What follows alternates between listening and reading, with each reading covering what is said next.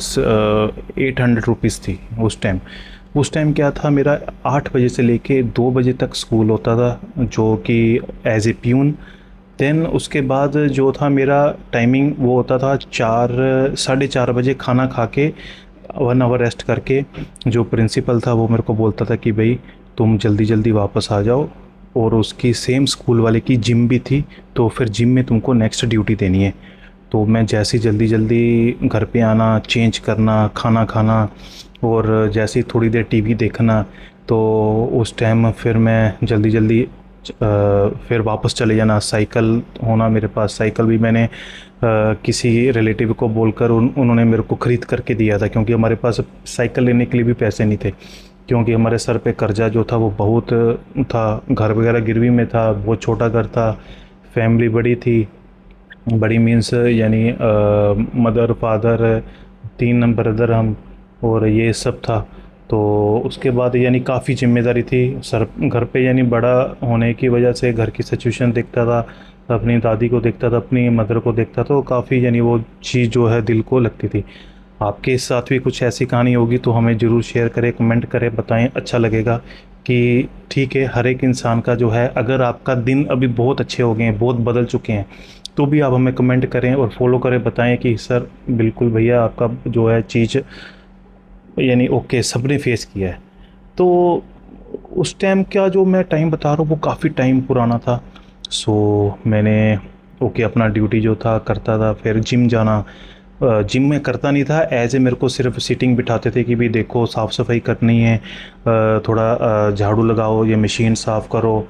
और हालांकि उन्होंने बोला था अगर आपको चाहिए आप जिम कर सकते, तो बट मेरा इतना इंटरेस्ट नहीं होता था, क्योंकि मेंटली जो था मैं इतना अपसेट था उस टाइम कि मेरे को सिर्फ पैसा कमाना है, एक ही मेरे दिमाग में चलता था, पैसा कमाना है और कुछ ना कुछ पैसा मिलेगा, उससे मैं अपनी बुक्स ले सकता हूँ या घर पे कुछ खाने का आइटम आ जाएगा, घर का सामान आ जाएगा, वो चीज़ें लेने के लिए मैं करता था। तो उसके बाद जैसे जैसे ये चीज़ें यानी मेरे को थोड़ा हुआ, 3 महीने में मैं काफ़ी सीख चुका था। फिर उसके बाद चलो मैं अपनी पढ़ाई स्टार्ट की। मेरी मम्मी जो हैं वो थे, उस टाइम बुटीक का काम था, स्टिच करते थे और स्टिच सिखाते थे। उन्होंने अगर पूरा अपना बिज़ी रहना घर पे, सबसे बड़ी ज़िम्मेदारी मेरे फादर का कुछ काम इतना कुछ ख़ास नहीं था, वो अपना ठीक है जो भी रोजी रोटी कमाते थे वो पूरी नहीं कर पाते थे, बट ठीक है चल रहा था हमारा। और बट ज़्यादा सपोर्ट जो थी मेरे मदर की थी और मेरी दादी की थी, जो कि उन्होंने भी काफ़ी, अभी मेरी दादी तो नहीं है, तो उन्होंने काफ़ी ये चीज़ यानी हमको सपोर्ट किया। तो ये तो यानी टाइम जो था वो बहुत ही, यानी वो टाइम ऐसा था, उस टाइम हमको रियलाइज़ नहीं हुआ। बट मैं अभी सोचता हूँ कि हमेशा भगवान को, ऊपर वाले को शुक्रगुजार करता हूँ, वो जो वक्त हमारा निकला, ऐसा वक्त था कि भाई पता नहीं ऊपर वाले ने कैसे निकाला वो। बट मैं हमेशा दुआ करता हूँ, आज जो हम लोग नीचे देखते हैं अपने लेवल के, या कोई दबा हुआ है या किसी के पास काम नहीं है या कुछ खाने के लिए सोचता है, आज भी हमारे दिल में वो चीज़ें इतनी यानी हमको दुखती है कि वो टाइम हमारा भी था।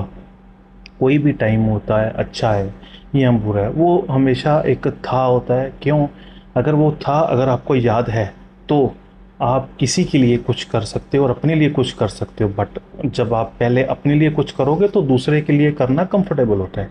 तो ये चीज़ें हमारे बुजुर्गों ने पहले बताई, सिखाई, समझाई कि अगर भगवान ने, ऊपर वाले ने, आप जिसको भी मानते हो, अगर आप थोड़े किसी चीज़ के लिए लायक हो गए हो, अगर आप आज 10 रुपये कमा रहे हो, तो ऊपर वाले की दया से अगर आप उसको 2 रुपये देकर, उस 3 रुपये देकर उसकी मदद नहीं कर पा रहे, तो आप गलत शिक्षा